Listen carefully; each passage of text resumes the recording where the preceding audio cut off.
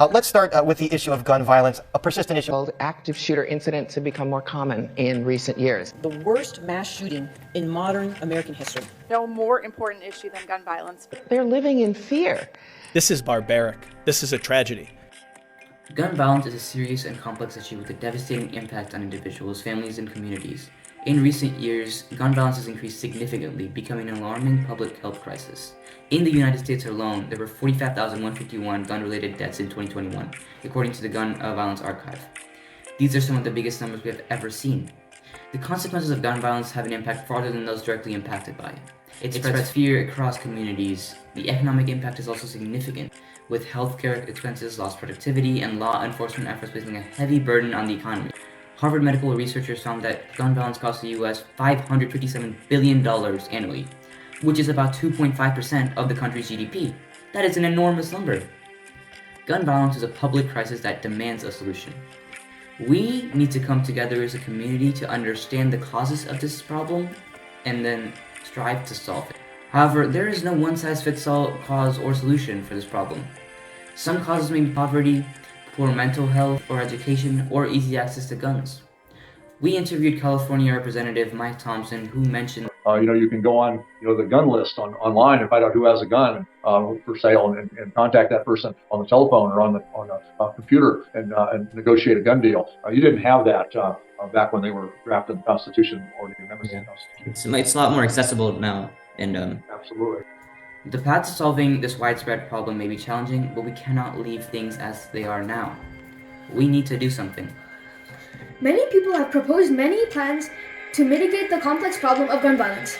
Some have proposed more mental health services, especially to direct victims of gun violence and the people around them. We have areas in mental health where we could make improvements? Absolutely, and we should be doing that. However, there are multiple points of views on the topic of mental health. You can't just assume someone has a mental illness and don't allow them to have a firearm because it's their right to do that. It's kind of like, somebody goes and take the driver's license test and they're a horrible driver, but they pass the driver's license test. You can't stop them from getting a driver's license. It is a very similar situation with regards to firearms. We have many people in America today who are not mentally stable and yet are able to possess a firearm because they have passed the background checks.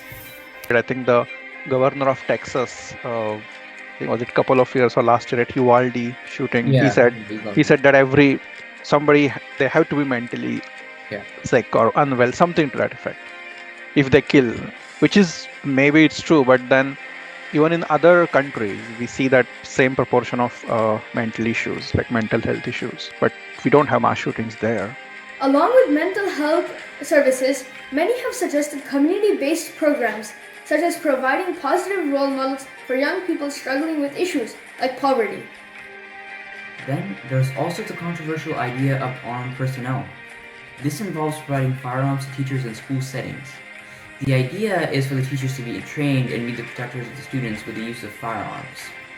However, statistical evidence is against the efficacy of this solution, as there were more than 30 incidents between 2014 and 2018 that involved a firearm brought to a school by a law enforcement officer, or that involved a teacher improperly discharging or losing control of a weapon.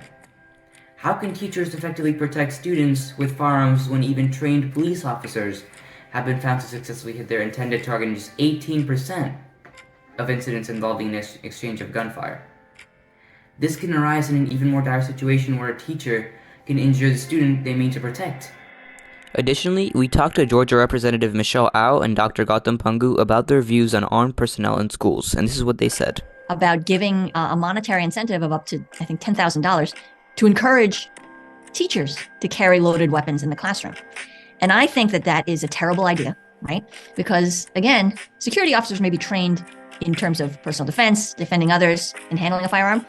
Teachers are not. I mean, I personally feel in an environment like school, if teachers are carrying guns, that could potentially be more unsafe. Like, where will the teachers safely store the guns? Like, how do you make sure that students don't have access to guns? One of the other major proposals is releasing stricter gun control measures and expanding background checks. Background checks are investigations done to gather information about a person's past, such as their criminal history. They determine whether or not a person is allowed to wield a firearm or not, and are often the only barrier between people and firearms.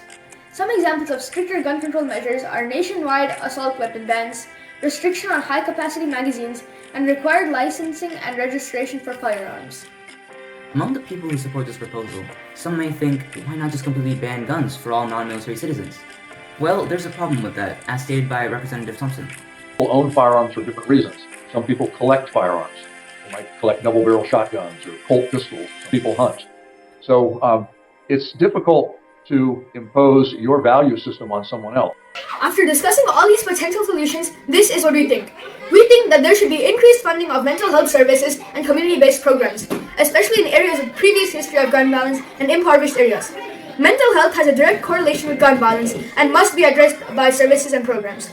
We also support stricter gun laws and more background checks to combat gun violence. This is a very widespread issue. Congress needs to prioritize and make these changes. We need to stop gun violence.